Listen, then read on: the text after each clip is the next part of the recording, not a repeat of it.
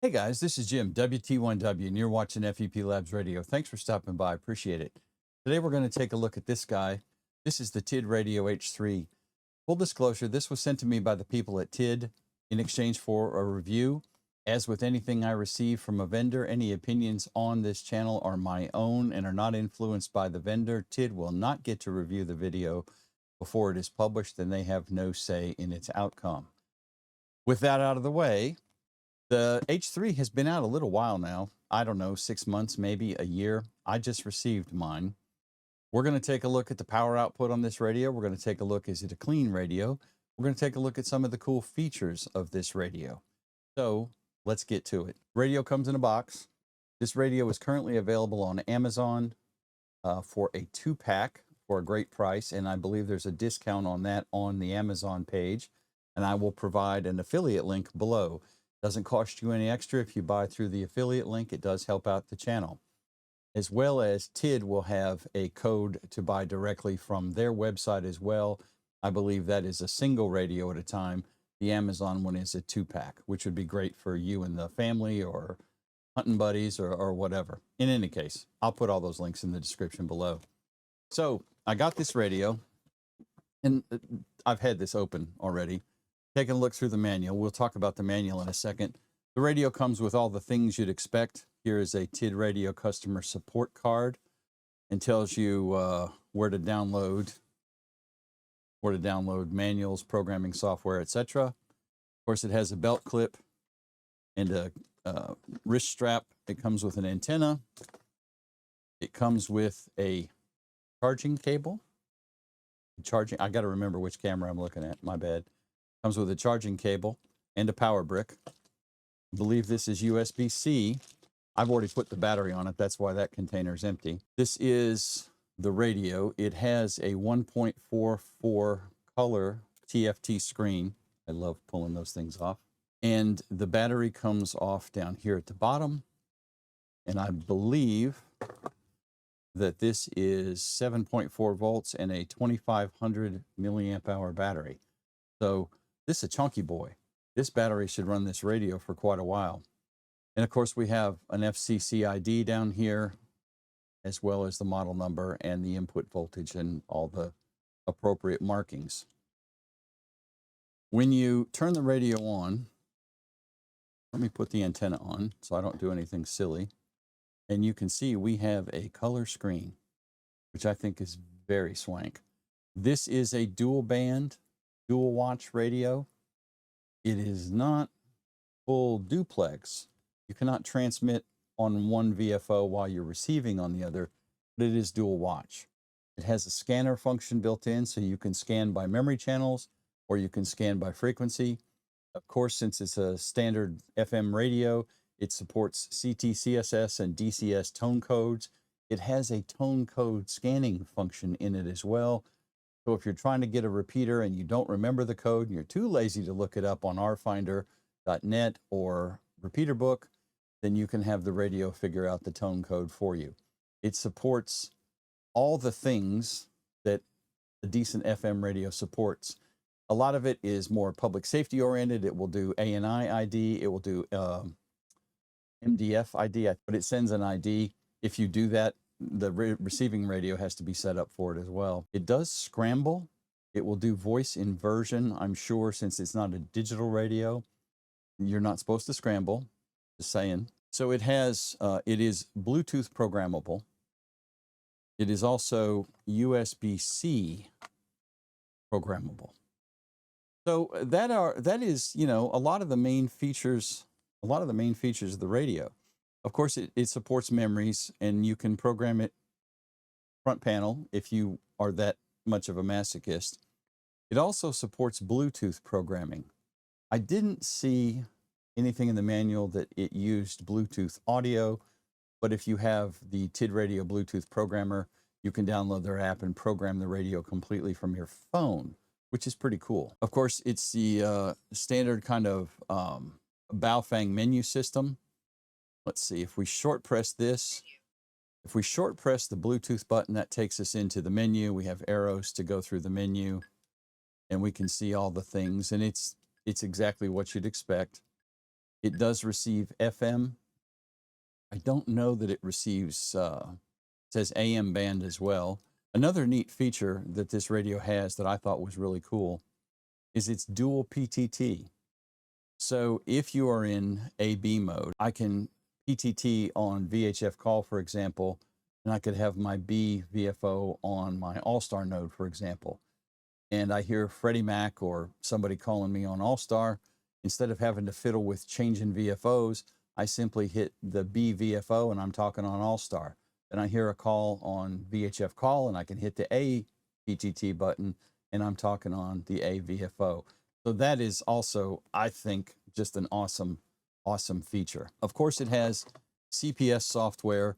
First of all, the manual is well written. I have zero complaints about the manual.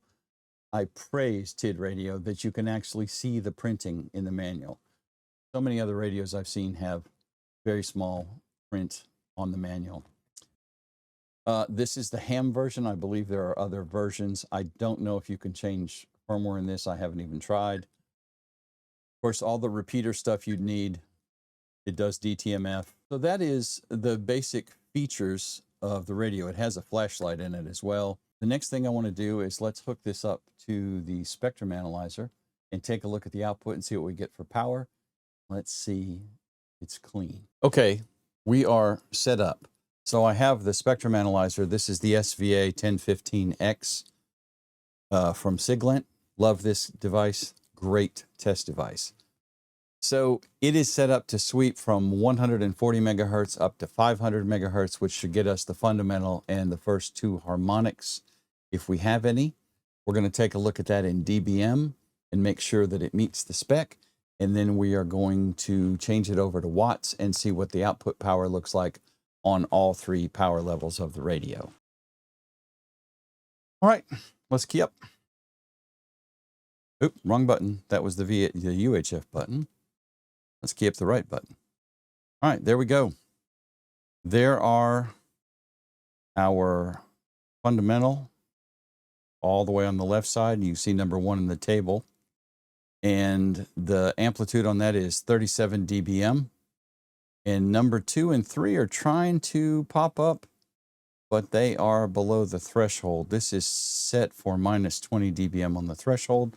Let me adjust that real quick. Let's bump that threshold up to minus 16, right? The threshold is supposed to be less than minus 16.02 dBm total output power on a harmonic and more than 40 dB below the fundamental.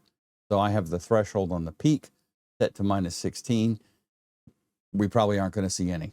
Let's jump back over and take a look at it again without all the flicking and flashing that was going on. Now we're going to key up on 146.52. And there we go. There is our fundamental. There is one harmonic way out here in the middle.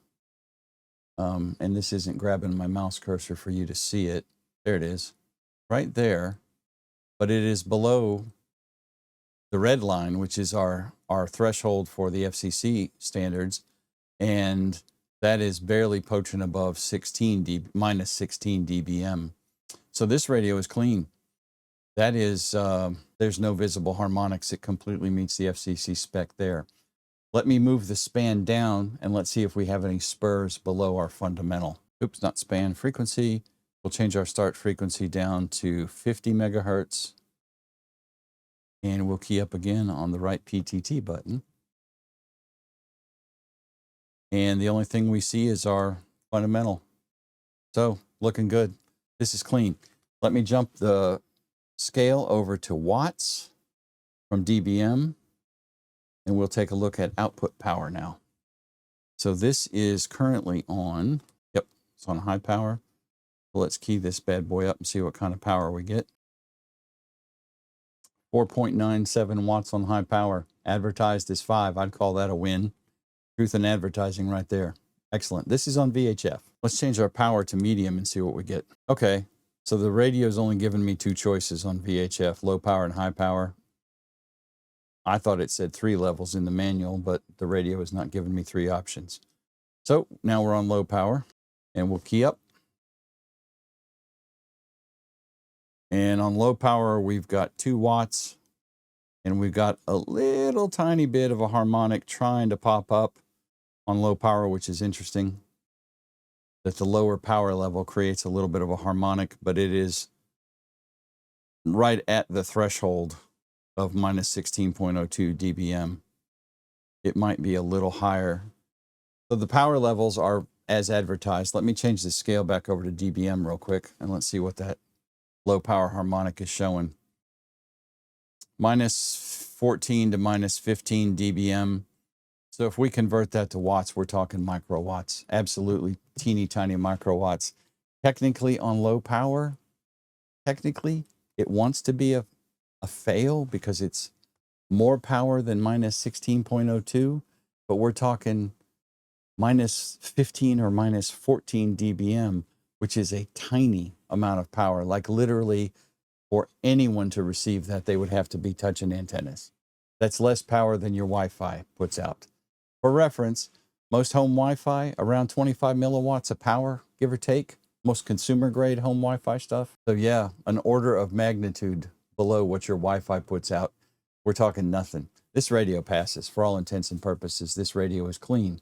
And you know, the Smokin' Nate mentioned that this is probably under part 15, not part 97. So let your conscience be your guide. Personally, doesn't bother me a bit. With the features on this radio, I really like it.